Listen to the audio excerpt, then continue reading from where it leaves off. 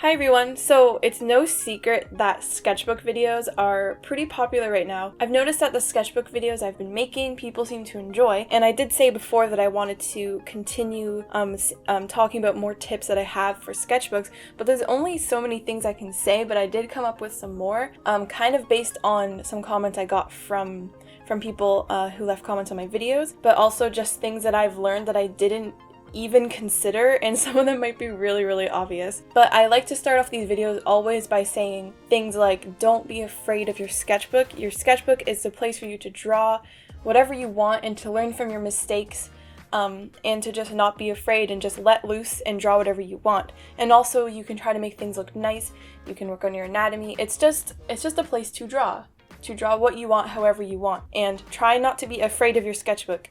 Use your sketchbook. And I find if you get like a really expensive sketchbook, you feel like you might ruin it, so maybe you should get like a cheaper sketchbook so it doesn't feel like things you put in it are ruining it. That's one thing people say a lot. But my first tip, as always, is don't be afraid of your sketchbook. And I cover some of my mistakes because some of them are just like actual, like I'm drawing something and then, oh, whoops, I accidentally put too much ink in that area, and I'll like cover it and go over it again. That's one kind of mistake, but sometimes sketches will turn out so horrible I just put a little sticky note over them. But some people say don't cover your mistakes. But I do leave some mistakes, but the ones that really bother me a lot, I do cover. But another tip I have, and I talk about spiral bound sketchbooks a lot, and the fact that I'm left-handed, and when I draw, no matter which hand you draw with, the spirals will annoy your hand one way or another. But one way you can avoid this is to just turn it so that the spirals are on the top. And I can't believe I've never done this before. Like, I think I have, but not so that the spirals weren't in the way. I've just never like turned my sketchbook that orientation. Like I've never even considered to do that before, and this is probably something really obvious that I just never realized. But in case you're like me and you never thought of that before, just turn the spirals so they face the top. Because the thing I love about spiral bound sketchbooks that I've said many times in my videos is that you can like flip the pages over and like kind of fold them around the back, and then you just have one thing that you're holding rather than having to draw in a book that's like open on both sides, if that makes sense. And I also, tip number 3, I talked about smudging in a previous video, when like your pages rub together and the pigments transfer on both sides. And I said that hairspray can work as a spray fixative, and a spray fixative basically locks in the medium so it doesn't smudge around. But basically you can use hairspray, but someone commented saying that hairspray can yellow over time, so maybe do some research and see if there's a certain brand of hairspray that people use that they know won't yellow or that they know will work with artwork. But also you can just get a normal spray fixative that's meant for art. Also, something else that I've just realized about spiral sketchbooks is that they tend to smudge more than the other kind, than the hardcover book-bound type of sketchbooks. Maybe because the spirals allow for the pages to kind of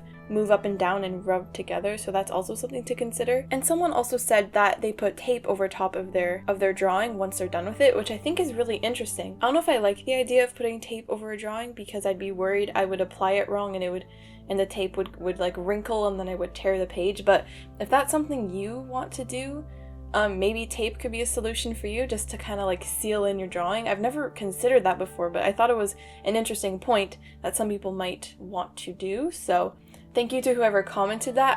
I really can't find your comment. I don't remember which video it was, but someone did say that and I thought it was really interesting. Tip number 4 is to customize the outside of your sketchbook to make it feel like your own.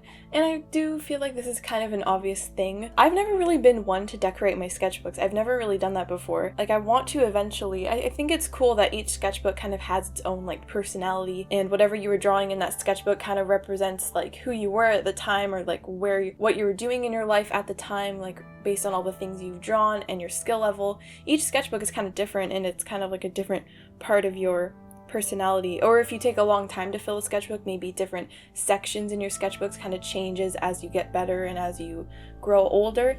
But I've never really been one to decorate my sketchbooks before, so you can put like stickers, photos, things that inspire you. Just make the sketchbook look appealing to you on the outside so that you are more likely to want to use it. And this is kind of tip number 5, is kind of a way to fill your sketchbook.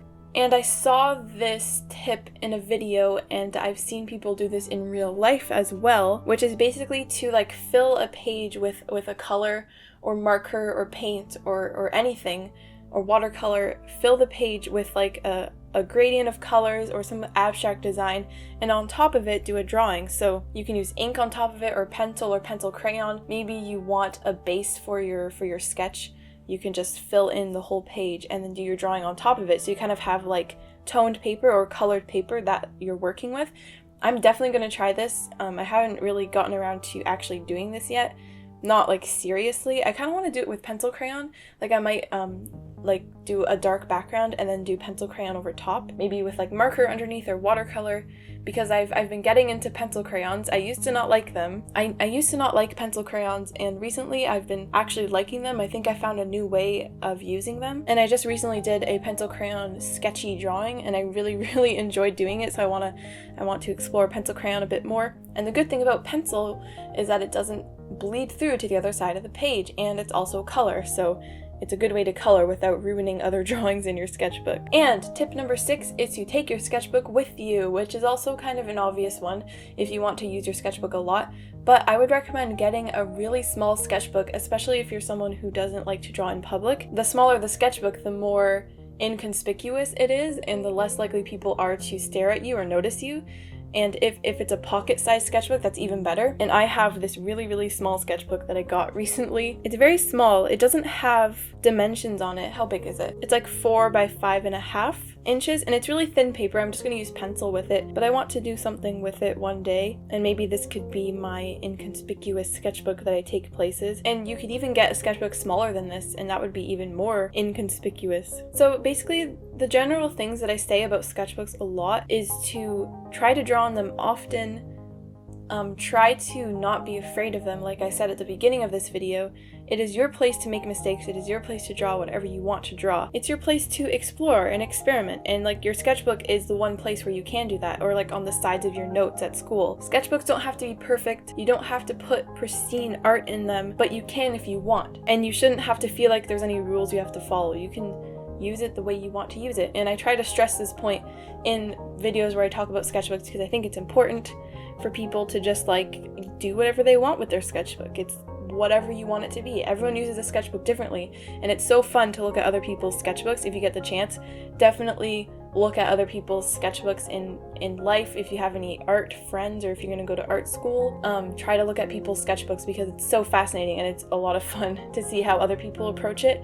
So I hope you found these additional little tips helpful. I'm definitely going to do a sketchbook tour soon of this one that I'm working on. And if you want to see any of my other sketchbook videos, which I would definitely recommend because they have some like good basic tips, basically the things that I would stress over and over about sketchbooks. This video is more of like additional things that I've come across about sketchbooks that I wanted to share. But if you want to see the other ones, I will link them in my description. So I really hope you enjoyed this or found something useful from it. So thanks for watching, and I'll see you in my next video.